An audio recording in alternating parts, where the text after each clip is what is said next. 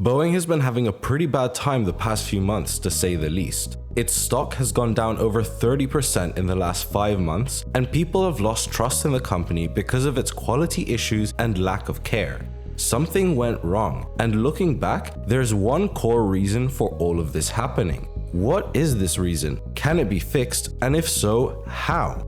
To answer this, we first need to know how it got to this point. Let me explain. There are many places where you can start telling the story of Boeing's turbulence, and in my opinion, the best and easiest place to start is 5 years ago, when the cracks in the business started to show. 2019 was a tough year for Boeing, having had their new 737 MAX 8, the best-selling plane on the market, grounded due to 2 crashes of the plane, namely Lion Air 610 in October 2018 and Ethiopian Airlines 302 in March 2019. The crashes were due to the interference of a flight system called MCAS that made the plane react unexpectedly for the pilots. And to understand where Boeing's business went wrong, we need to understand how this system was created and implemented, because this insight can give us an overview on how Boeing was operating. Back in 2010, Boeing's rival Airbus announced that they were coming out with a new and improved version of their A320, this one called the A320neo. Neo stands for New Engine Option, and it was named this way because the most important update to the plane was the installation of a better performing and more efficient engine. This was a big deal. In aviation, engines are crucial in determining the efficiency of an aircraft, and this specific engine swap improved the plane's fuel efficiency by 15%, which is substantial in the aviation industry. An improvement by that much on Airbus's side could slash Boeing's sales, since airlines are always looking to reduce expenses, especially when it comes to fuel, since that's one of the most expensive aspects of flying a plane. Boeing wanted in on this, but there was a problem. Improving the efficiency of an engine can be done in multiple ways, and one of them is by changing the bypass ratio, which is what this new engine relied on. The bypass ratio of an engine is the ratio between the amount of air that enters the engine, combusts, and is accelerated out, and the amount of air that simply passes around the engine. Over the years, people realized that engines that would accelerate a large volume of air by a small amount were more efficient than engines that would accelerate a small volume of air by a large amount. And one side effect of needing to accelerate a large volume of air is that the engine size increases. You can actually see this impact in aviation simply by looking at the sizes of engines over the years and how they've constantly been increasing. Now, larger engines weren't an issue for Airbus because their more modern design is higher off the ground, but because Boeing's 737 series was so low to the ground, it wasn't really possible to fit the engines as Airbus had done with minimal changes. It was at this point that Boeing was faced with a fork in the road. Should they redesign the structure of the plane so that the new engines fit easily, or should they find the way around this ordeal so that no structural redesigning would have to be done? It's important to note that structural redesigning of aircraft would have to be certified and checked again for its safety, which takes a lot of time and costs a lot of money. And at this point, what Boeing starts to do becomes relevant in terms of their current position, and I'll touch on this later in this video. I know there's a lot of information that doesn't seem necessary when talking about Boeing's business, but try to stick along because all of these details help in not only dispelling any myths, but also piecing together the bigger picture so that we can better understand Boeing today. Back to the design issue. Boeing, motivated by the idea of not having to recertify the plane and spend massive amounts of money simply to play catch up with Airbus, they attempted to fit the engines without changing the plane's structure. And the solution they found? They moved the engine slightly forwards and upwards. The only issue with these new engines was that in this new position, their shape affected how the plane flew in more unusual conditions, namely at low speeds and high angles of attack. This difference in flight characteristics was an issue for Boeing because of the regulations that come with being able to fly a new plane, as well as stability requirements. As long as the new updated plane handles in the same way as the old plane for which the pilot is already trained for, the pilot wouldn't have to do any extra training to fly the new plane. But the new 737 MAX did behave differently because of its new engines, meaning that pilots would have to go through extra training, ultimately costing the airlines a lot more money if they bought this new plane, resulting in Boeing likely not selling as many planes.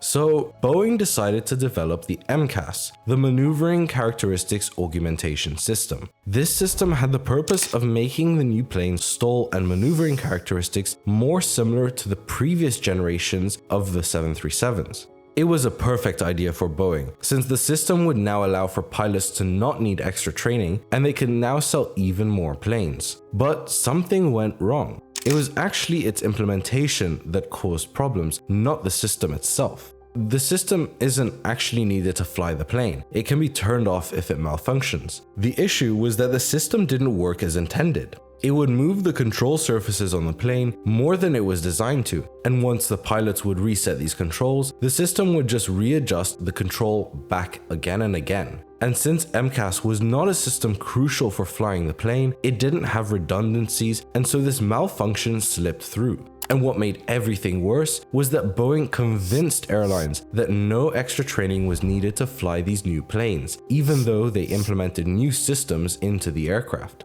They even went as far as not including information about MCAS or even mention the system in the operations manual for the plane. And of course, all of this corner cutting and lax behavior led to the tipping point where those two crashes mentioned happened.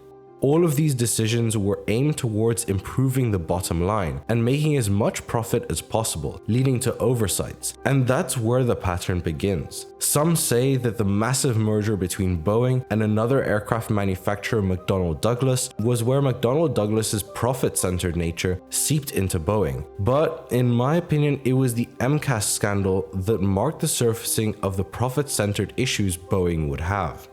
Because this conclusion is a bit vague, let me introduce you to an issue that plagues many companies, likely including Boeing as well, and that can explain the situation a bit better. In business, there's something called the agency problem, where the people in charge of the company, managers, CEOs, etc., the agents, have different priorities, more short-term priorities, than the stakeholders of the company, the ones that are interested in the long-term success of the company. The agents, because they are more inclined to benefit themselves rather than the company, end up making decisions that might be good for themselves but detrimental in the long run of the company. There's essentially a conflict of interest between the agents and the stakeholders. And when we look at Boeing's decisions, a lot can be potentially explained through this problem. The easiest context to apply this theory to is the recent door plug issue.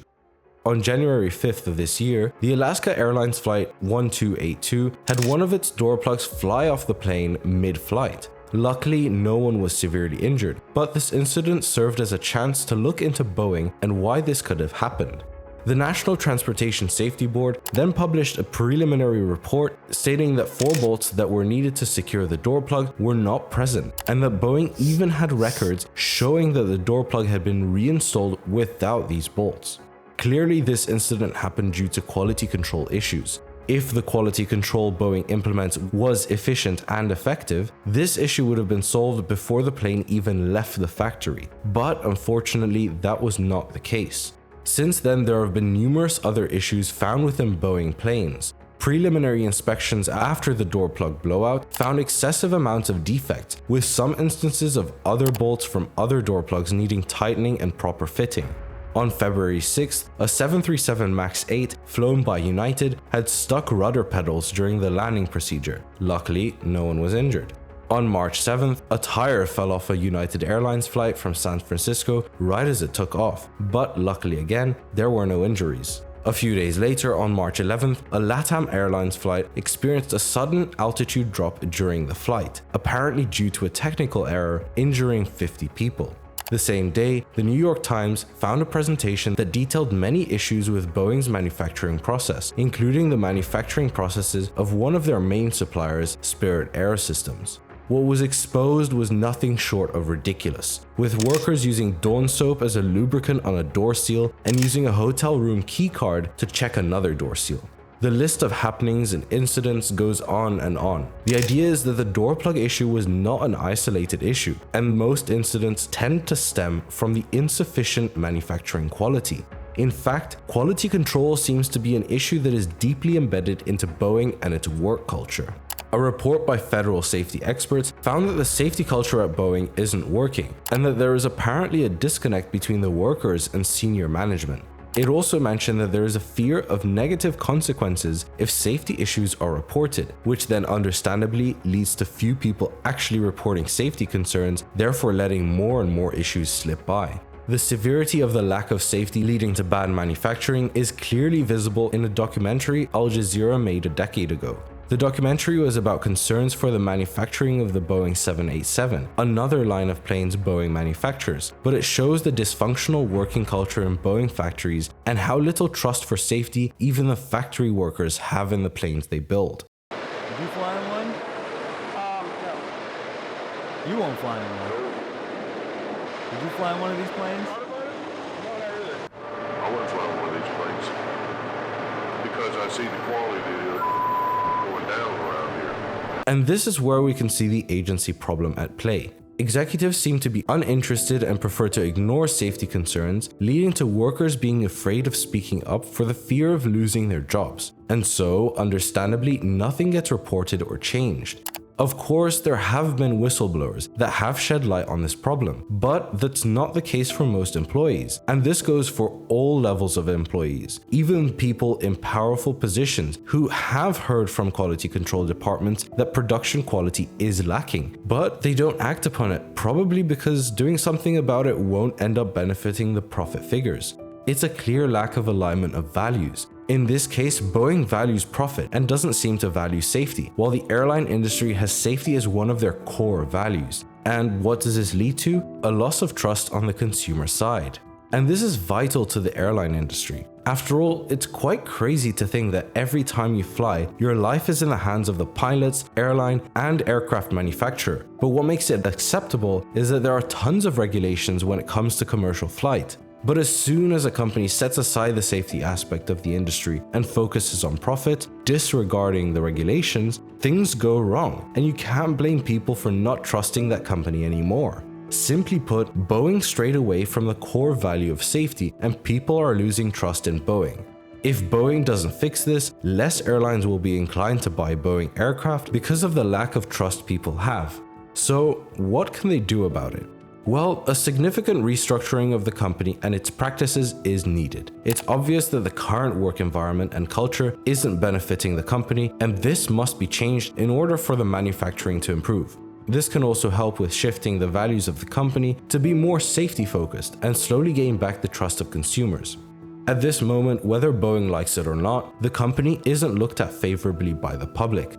The 2 deaths of whistleblowers this year has made people wonder whether Boeing played a role in it, especially as the first one happened a day before the whistleblower's final deposition in a lawsuit against Boeing. Of course, these are allegations and conspiracies, but some people believe it and Boeing needs to rectify this, even if they didn't play a part in it.